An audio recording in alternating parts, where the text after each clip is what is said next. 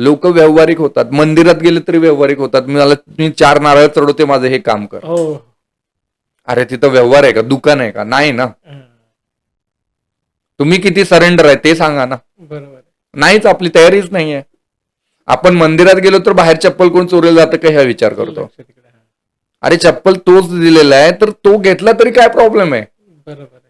लोकांना एक स्वतःच एखादं पाकिट जरी हरवलं तर ते पूर्ण कासावीस होतात, असं वाटतं त्यांचा जीवच निघून गेला. पण आजकालच्या जीवनामध्ये पाकिटपेक्षा जास्त मोबाईल झालाय. मोबाईल झाला. मोबाईल फक्त विसरला तरी त्याची एन्झायटी चालू होते. अरे का? नाहीच व्हायला पाहिजे. हं. मला असं वाटतं की हे खूप आहे ना, कनेक्टेड आहे एकमेकांना, कर्म आणि धर्म. जर तुम्ही कर्म तशा पद्धतीने करा की प्रत्येक हा जो कर्म करतोय हा देवाला समर्पित आहे, हां. तर 100% त्याचे रिझल्ट तुम्हाला चांगले भेटणार.